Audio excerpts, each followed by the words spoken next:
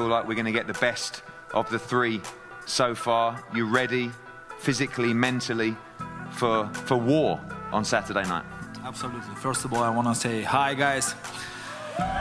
Good to see everybody. You know, I'm very happy to be here again. Like last time, 4 years ago, long time.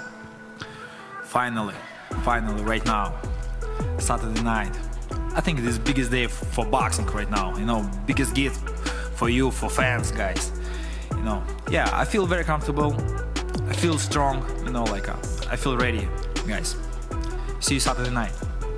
Pro Sports Podcast and Respect the Game. We are back. All right. Tonight is a huge night in boxing, y'all. Boxing fans around the world have been waiting for this day. For some, we never thought we would see a third match between Canelo, Alvarez, and Triple G. They first fought back in September 2017. Somehow, even though Triple G seemed to take control of this fight with a huge serving of his stiff jab, the ref seemed to think otherwise. Canelo started off the fight in control of range and space, as he often does. But in the second half of the fight, we saw Triple G finally press forward more with his jab and throw combinations that some peers say pulled Triple G ahead in the fight. Fast forward a year later, and these guys fought once again in September of 2018. A much anticipated rematch. Canelo came into the fight looking much leaner and much more cut. He displayed more cat-like reflexes than he did in the first fight, and his pace seemed to give Triple G some problem. Overall, this was a great fight that I've had to go back and watch multiple times. Both guys were willing to stand and bang while still showing defensive resilience. One thing that Triple G's camp had been pressing going into this third fight is that they don't really have to worry about Canelo throwing multiple punches and combinations on different parts of the body. They pretty much know that Canelo will be focused on both finishing Triple G and proving that he was the better fighter all along, to his fans anyway. A lot of people think that Triple G was robbed in the second fight as well. Triple G's trainer, Jonathan Banks, says the judges rewarded Canelo for being aggressive with his feet, but not more aggressive with his hand. I have to objectively agree, although to me, there were moments in the fight where I was completely shocked that Triple G wasn't hurt or unconscious on the floor than the other way around. They both traded shots to the point the fight almost became a head-nodding contest, with each man getting hit and letting the other know it didn't hurt.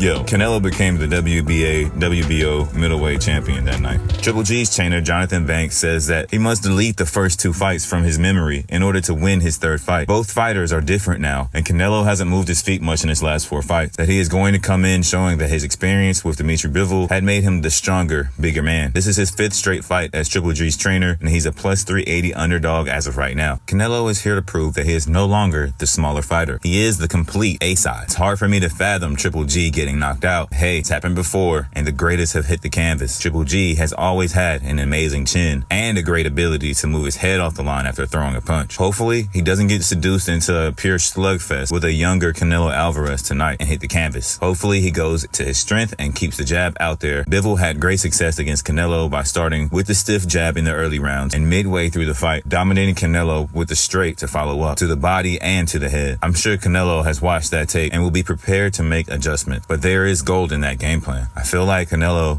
does get lulled into this. It takes him a while to make an adjustment. I think that's the difference between him and a lot of the top pure boxers. Is boxers are always looking at, what adjustment can I make? What can I do different to add, a wrench into his game plan? And I think sometimes Canelo's a little bit slower to that when he does play, fight against competition. Like against Bivol, he pretty much stayed to his game plan. Even though he saw it wasn't working, he was taking a lot of shots. He was slow on his feet. He pretty much wanted to prove that he could be strong enough to compete at that weight class, and it cost him. So what you want to see Triple G do is stay steady with the jab, but also give Canelo something to think about.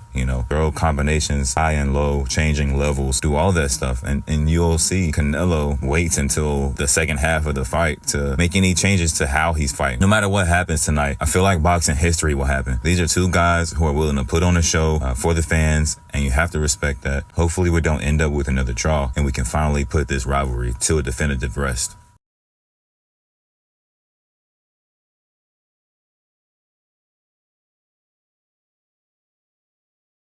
On Saturday night, but an incredible fight for boxing, and I believe we could see the best of the three yet. Yeah, 100%. You can see the best of the three. It's an exciting moment. This is big time boxing, so this is what the moment everybody's been waiting for. So there's nothing but excitement. I'm sure there's nothing but excitement going on both sides of each team, and we definitely looking forward to Saturday. We've seen this week both fighters pretty quiet, confident and calm as well, but big time boxing, like you said, two great competitors, two great fighters, ultimately two warriors desperate to win on Saturday night. Exactly. You got two professionals, you know, and both of them take their job seriously. That's the reason this fight has such the draw that it has, is at the magnitude that it is. And it's gonna, like you keep saying, it's going to be a great night Saturday night because you got two titans going head to head, and it's going to be a great battle. A quick word about the weight, 168 pounds. I'm sure tomorrow on the scales it'll be a much better feeling for Gennady Golovkin with that extra weight as well. People talk about the stage in his career, but I feel, and a lot of people feel, that weight is going to really help him. Been making championship weight at middleweight for a long, long time, and a new journey at 168 for this fight. Man, Triple G is a true professional, and if he fight at middleweight, he's coming in the middleweight.